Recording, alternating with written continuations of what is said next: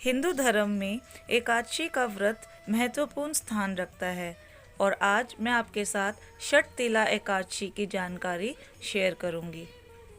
ऋषि कहते हैं माघ का महीना पवित्र और पावन होता है। इस मास में व्रत और तप का बड़ा ही महत्व है। इस मास में कृष्ण पक्ष में आने वाली एकादशी को षटतिला कहते हैं। षटतिला एकादशी के दिन मनुष्य को भगवान विष्णु के निमित्त व्रत रखना चाहिए। व्रत करने वालों को गंध, पुष्प, धूप, दीप, तांबूल सहित विष्णु भगवान की षडोपचार से पूजन करना चाहिए। उड़द और तिल मिश्रित खिचड़ी बनाकर भगवान को भोग लगाना चाहिए। रात्रि के समय तिल से 108 बार ओम नमो भगवते वासुदेवाय स्वाहा इस मंत्र से हवन करना चाहिए। इस व्रत में तिल का 6 रूप में दान करना उत्तम फलदायी होता है। जो व्यक्ति जितने रूपों में तिल का दान करता है उसे उतने हजार वर्ष स्वर्ग में स्थान प्राप्त होता है। ऋषिवर ने जिन 6 प्रकार के तिल दान की बात कही है वह इस प्रकार से है। तिल को जल में मिलाकर स्नान करना चाहिए। दूसरा, तिल का उपटन से स्नान करें। तिल का तिलक लगाएं। तिल को जल में मिला के उसे सेवन करें। तिल का भोजन करें। तिल से हवन भी करें। तो ये जो 6 चीज़ हैं, इन चीज़ों को स्वयं भी प्रयोग करें और किसी और श्रेष्ठ ब्राह्मण को बुलाकर उन्हें भी इन चीज़ों का दान दें। इस प्रकार जो षटतिला एकादशी का व्रत रखते हैं, भगवान उनको अज्ञानता पूर्वक किए गए सभी अपराधों से मुक्त कर देते हैं, जो और पुण्य दान देकर स्वर्ग में स्थान प्रदान करते हैं। इस कथन का सत्य मानकर जो भगवत भक्त यह व्रत करता है, उनकी निश्चित ही प्रभु उद्धार करते हैं। इस दिन भगवान विष्णु की पूजा में विशेष रूप से तिल का इस्तेमाल किया जाता है। आज के दिन विष्णु भगवान की पूजा करने से व्यक्ति की हर मनोकामना पूरी होती है और उसे जीवन में वैभव प्राप्त होता है। साथ ही सुख, सौभाग्य, धन धान्य में वृद्धि भी होती है और आरोग्यता की प्राप्ति होती है। तो चलिए अब आगे मैं आपको बताती हूँ षटतिला व्रत की कथा। प्राचीन काल में पृथ्वीलोक में एक ब्राह्मणी रहती थी। वह हमेशा व्रत करती थी, लेकिन किसी ब्राह्मण अथवा साधु को कभी दान आदि नहीं देती थी। एक बार उसने 1 माह तक लगातार व्रत रखा। इससे उस ब्राह्मणी का शरीर बहुत कमज़ोर हो गया। तब भगवान विष्णु ने सोचा कि इस ब्राह्मणी ने व्रत कर रख कर अपना शरीर शुद्ध कर लिया है, अतः इसे विष्णु लोक में स्थान तो मिल जाएगा, परंतु इसने कभी अन्न का दान नहीं किया। इससे ब्राह्मणी की तृप्ति नहीं होना कठिन है।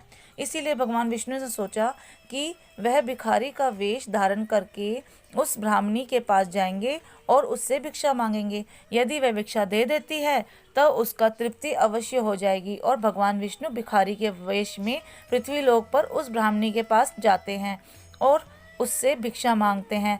वह ब्राह्मणी विष्णु जी से पूछती है, महाराज किस लिए आए हो? विष्णु जी बोले, मुझे भिक्षा चाहिए। यह सुनते ही उस ब्राह्मणी ने मिट्टी का एक ढेला विष्णु जी के भिक्षा पात्र में डाल दिया।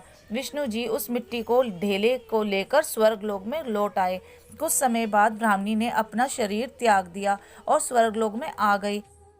मिट्टी का ढेला दान करने से उस ब्राह्मणी को स्वर्ग में सुंदर महल तो मिल गया, परंतु उसने कभी अन्न का दान नहीं किया।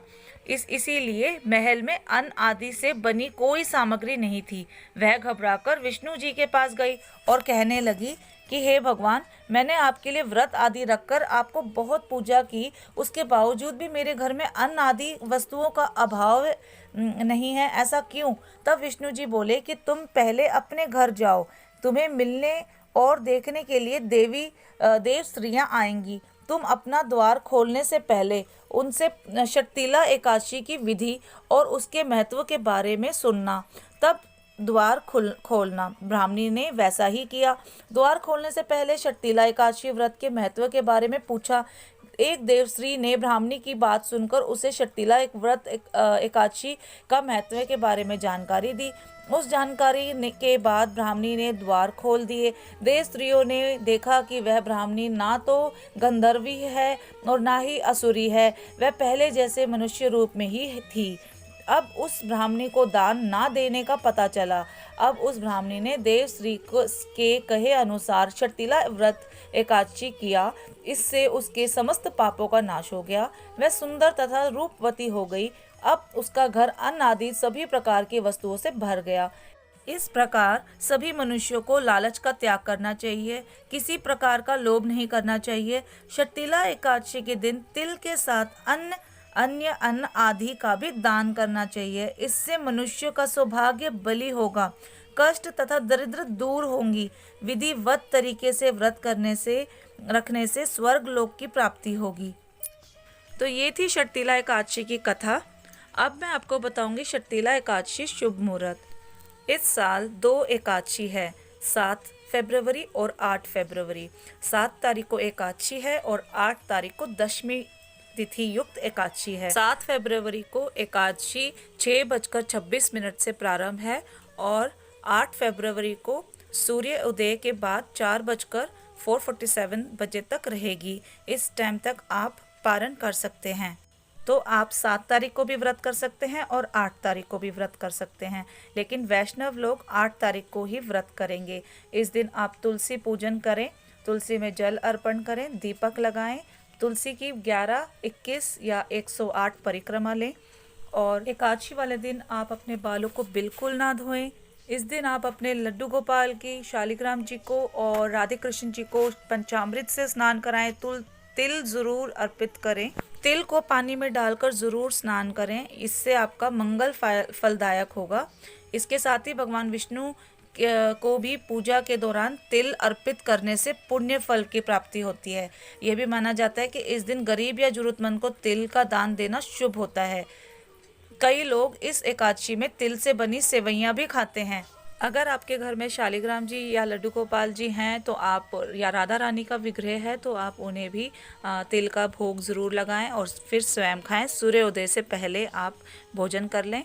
7 फरवरी एकादशी वाले दिन आप रात को जागरण ज़रूर करें। सुबह 4 बजे उठ के विष्णु भगवान की पूजा करें। इस दिन ब्रह्म मुहूर्त में उठकर छठतीला व्रत की कथा कहें, एकादशी की आरती करें, विष्णु सहस्त्र नाम का पाठ करें, श्री युक्त का पाठ करें और अपने एकादशी व्रत करने का भगवान के आगे संकल्प लें। तो दोस्तों, जितनी भी जानकारी मेरे पास थी मैंने आपको दे दी है। तो उम्मीद है मेरी ये वीडियो आपके लिए फ़ायदेमंद रही होगी। तो अपने दोस्तों और फैमिली मेम्बर्स के साथ इस वीडियो को शेयर ज़रूर करें और उनको भी ये जानकारी ज़रूर दें। राधे राधे।